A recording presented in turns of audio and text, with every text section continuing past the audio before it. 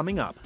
300 birds are found dead on Mexico's Pacific coast. Scientists blame the El Nino phenomenon. Las temperaturas del agua están subiendo y eso hace que los peces de los que ellos se alimentan se vayan a mayor profundidad y no los tengan al alcance. A climate power couple get solar panels installed in their neighborhood. The cost? They sacrificed their warm home in a very uncomfortable winter mission. We'll sleep up here every night until we've raised enough money. And the UN Secretary General goes off on fossil fuel companies, which he says continue getting filthy rich from even filthier energy. Last year, the oil and gas industry reaped a record $4 trillion windfall in net income. Yet for every dollar it spends on oil and gas drilling and exploration, only 4 cents went to clean energy and carbon capture combined. This is Just 2 Degrees on TRT World. Trading the future for 30 pieces of silver is immoral.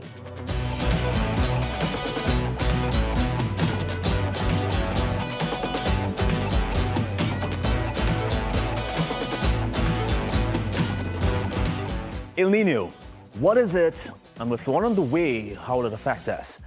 For many, it's a mysterious weather pattern that causes unusual conditions, and its impact reaches across the globe. Steve Vavras, senior scientist at the University of Wisconsin's Nelson Institute Center for Climatic Research, gives us a little insight into what to expect. Well, El Nino is developing right now, and over the next several months, we can expect it to further develop and strengthen into a full-blown El Nino sometime during the later part of this year, probably around Northern Hemisphere winter. NOAA's Climate Prediction Center is forecasting greater than a 90% likelihood that we'll see El Nino conditions over the next year. Regionally, the impacts of El Nino are very interesting and varied across the world. So we call these things atmospheric teleconnections, which means that they are typical relationships in our weather patterns associated with El Nino. And these take on various forms around the world. So for example, Southern California tends to be wet during El Ninos. Alaska tends to have warm winters, as does the upper Midwest. Australia tends to be dry during El Ninos. So these are the typical atmospheric teleconnections we normally expect during an El Nino. El Nino refers to the unusual warming of the tropical Pacific Ocean waters, especially in the eastern and central parts of the basin. And it's part of a natural climate cycle. Every 2 to 7 years, we go from an El Nino state with these unusually warm surface waters in the tropical Pacific to its counterpart, La Nina, and which we've just had over the last 3 years. It's unsure how El Nino is tied to climate change. There's been a lot of research on this topic all the way back 25 years ago. I was working on that same question. And at that time, it appeared that El Ninos would likely become more common as the Earth warms. But lately, the research has been more mixed. And some studies suggest that we'll see more frequent and more intense El Ninos. Others say not so. At this point, the jury is still out on how climate change and El Nino are linked. Meanwhile, authorities in Mexico seem a bit more certain. After some 300 wild birds were found dead on the Pacific coast, they first blamed bird flu, but that said El Nino was to blame, and that it's causing the country and the oceans around it to heat up. Lo que estamos encontrando es que las aves están muriendo de inanición. Ese es el problema principal.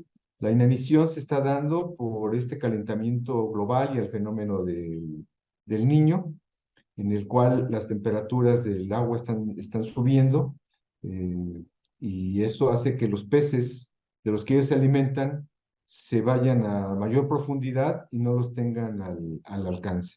The UN Secretary General Antonio Guterres has again lashed out at fossil fuel companies. His remarks came after he met with a group of civil society environmental leaders from around the world and after comments by the United Arab Emirates, which interestingly will host the COP28 summit this year, that climate talks should focus on phasing out emissions instead of fossil fuels, something Guterres adamantly disagrees with.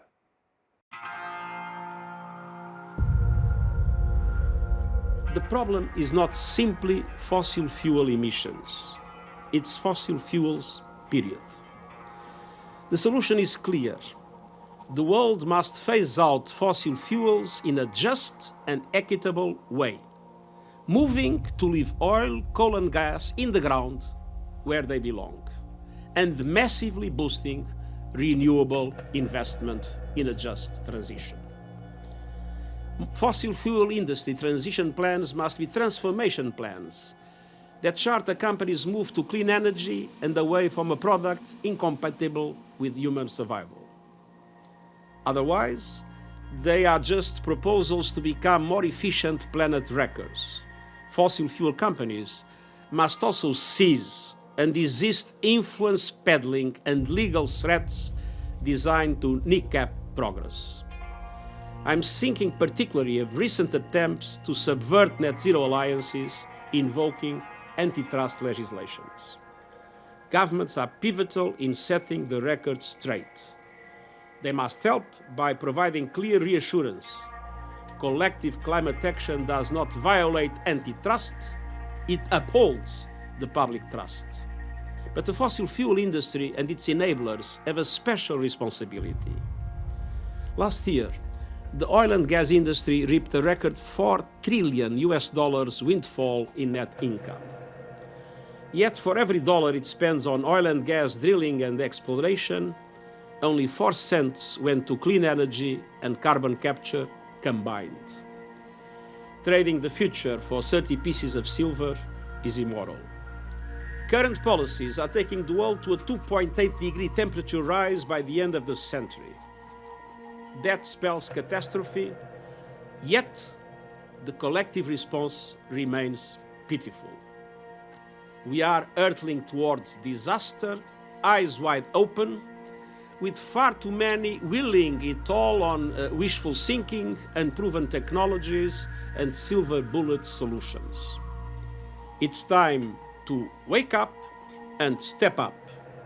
Our acceleration agenda calls on governments to commit to no new coal, complete phasing out coal by 2030 in OECD countries and 2040 elsewhere, and all international coal funding, both public and private, and end licensing or funding of new oil and gas, stopping the expansion of existing oil and gas reserves, and supporting the just transition of the impacted developing countries.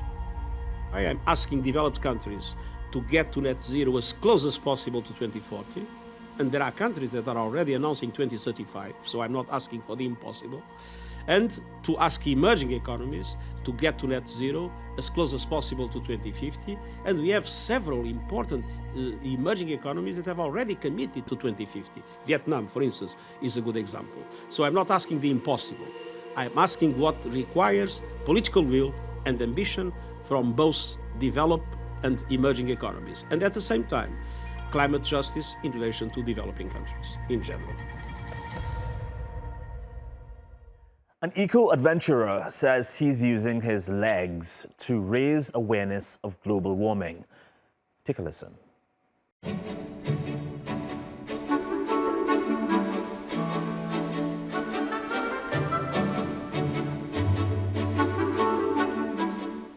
Moi, ce qui me pousse vraiment, c'est... Je dis souvent que je me sers, mais même sur mes précédents défis, je me sers de mes jambes pour alerter. En fait, je fais subir, entre guillemets, à mes jambes, ou en tout cas à mon corps, ce qu'on fait subir à la planète. Et du coup, mais c'est vrai qu'à côté de ça, j'ai quand même la chance de profiter de paysages quand même qui sont assez incroyables.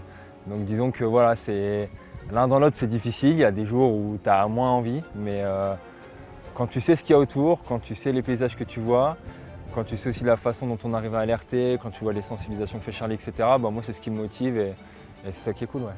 En fait, à un moment donné, on parlera plus de performance sportive si on parle sur une planète qui a plus de degrés, où il fait trop chaud, où on ne peut plus faire de compétition parce qu'il fait trop chaud, parce qu'il y a la montée des eaux.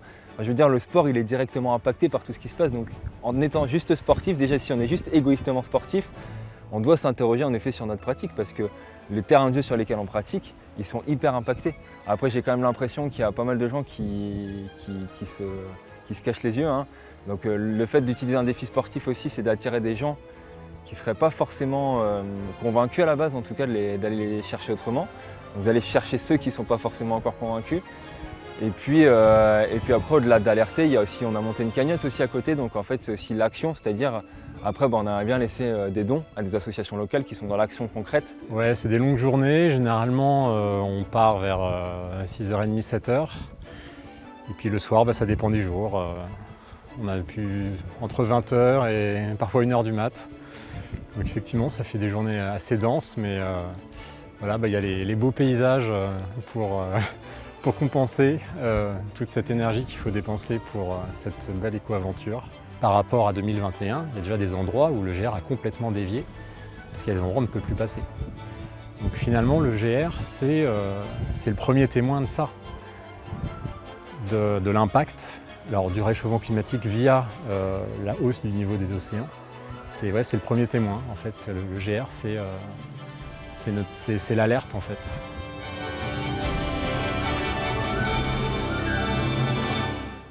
The month of June saw the UN observe world desertification and drought day as climate events change landscapes around the world. Spain has been sweltering through a drought that's brought water reservoirs down to less than half their capacity. And drone footage at Buendia Reservoir in central Spain showed the ruins of the Royal Cité of La Isabela bathhouse as water levels slowly dropped. Reservoir levels dropped to just over 20% capacity. The latest spring season was Spain's hottest and one of its driest since recording began in 1961. The Turkish Environment Ministry, in collaboration with the United Nations Development Programme, held a climate summit in Istanbul in mid-June. 200 top business executives and bankers, some of them from the most carbon-intensive sectors of the economy, discussed a path forward to ensure a green transformation in Türkiye. The Turkish Environment Minister, Mehmet Özhaseki, said, quote, "Climate change is one of the most important problems facing humanity and nature," and added it was, quote, "obvious that current efforts to achieve global climate targets are not enough." Well, we've got Louisa Vinton here with us on Just 2 Degrees. She's the UNDP resident representative in Türkiye and was present at the Green Transformation meetings. Hi, Ms. Vinton. It is great to finally meet you. It's great to be here. Thank you so much for having me. Of course, not a problem. So, as we mentioned, some of the largest Turkish businesses were there at the summit, including representatives from the cement industry, the banking industry. This is a good thing, considering you really can't tackle global warming without the private sector. Yeah, this is, I think, a big step forward. And what we say, it may sound a little bit simplistic, since businesses are the biggest emitters of carbon, really the only ones, then they are both the problem but the solution that we look to. And so the extent to which the Turkish private sector can tackle this challenge of decarbonizing its production, that should make us feel better about the chance to meet the climate targets. But as you say, we are falling further and further behind in our effort to meet those targets every day. Temperatures get higher and higher. Emissions continue to grow. We are not even at a point at which we are reducing them on a global level. So we need everyone on board. And as you say, these were some of the biggest names in Turkish industry, but from sectors that are notoriously contributors to climate change. So energy, construction, cement, and automotive. And what we heard was very promising because they are hard at work on figuring out how to reduce their emissions, how to decarbonize, partly because they want to keep a big share of the European market, which is introducing a tax on high carbon content products, but also because they don't want to be seen as lagging behind in the global economy. Interesting. Yeah, the Deputy Minister for Environment and Türkiye's Chief Climate Negotiator, Dr. Mehmet Birpınar, he held panel sessions with those CEOs of banking, oil and gas, cement industries. What are the major or main concerns of those CEOs that came out of the conference?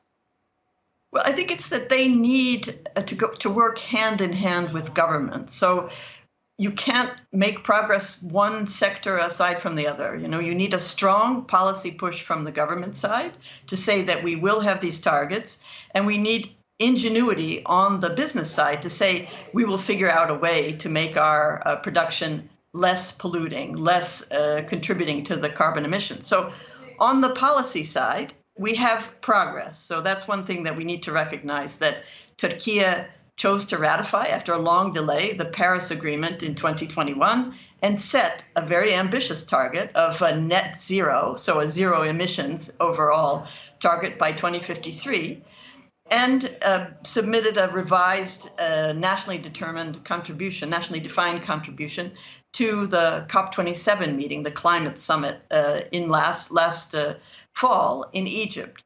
But what we see in Türkiye, and where we would focus our efforts to persuade the government to be more ambitious, we see that Türkiye plans to continue to increase emissions up to the year 2038. So our Secretary General says, look, the world needs to reduce carbon emissions by 45% by 2030 if we're to have a chance to meet our goals. So to have a big economy like Türkiye's, an influential country that can lead in so many ways, to have that country continuing to increase emissions, admittedly to a lower level ultimately, that I think is something that can change, that should change.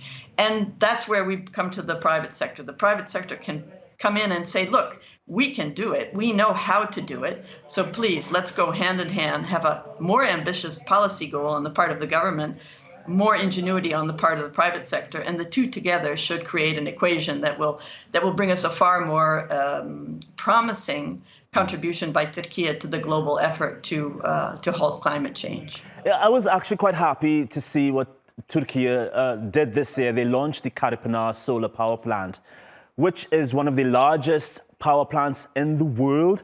So this is where 3 million solar panels were constructed at the facility there to generate 3 million kilowatt hours of electricity annually and provide power to 2 million people there as well.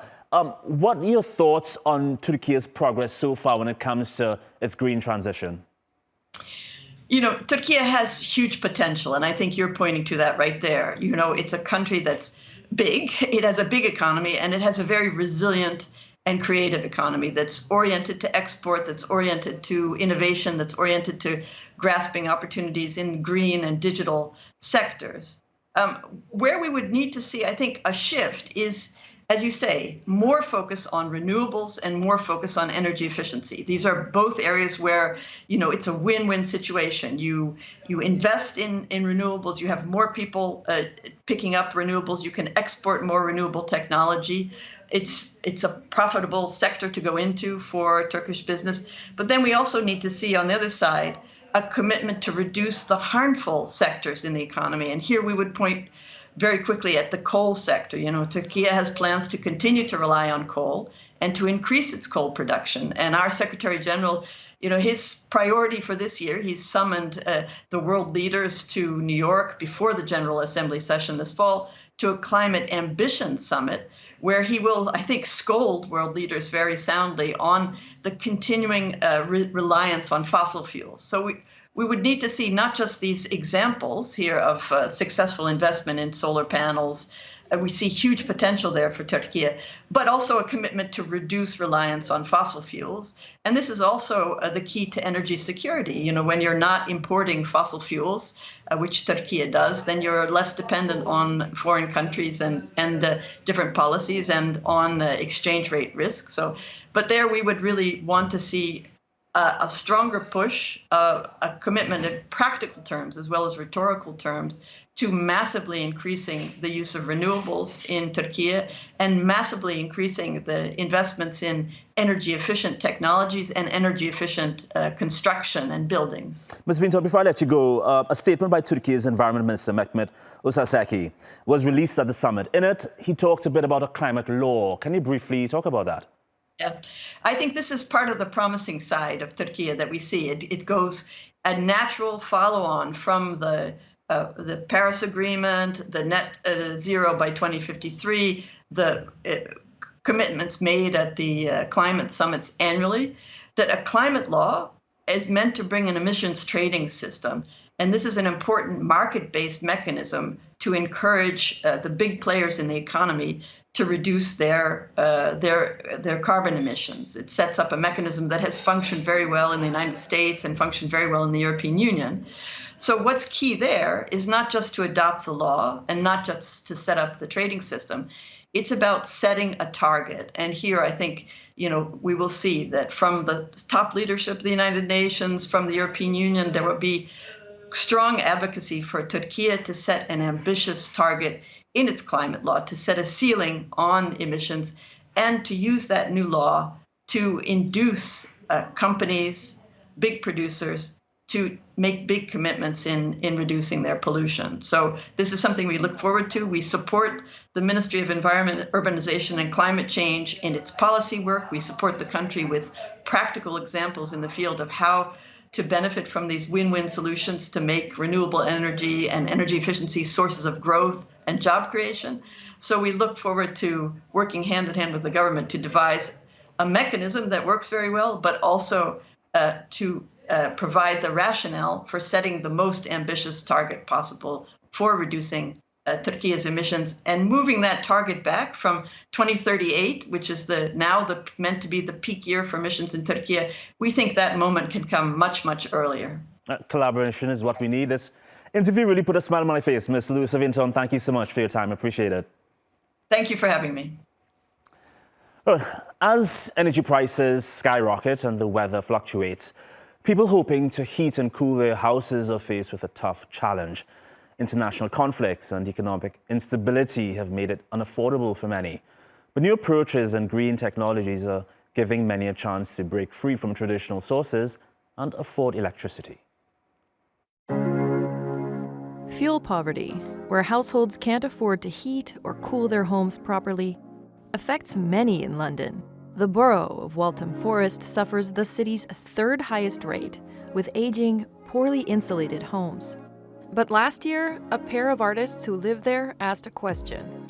Can we turn this one street into a power station of lots of, using all the rooftops as a place to put solar? They used their creative talents to raise awareness and crowdfunded more than $140,000 for their new project, the Power Station, by braving the cold weather for 3 weeks in the winter.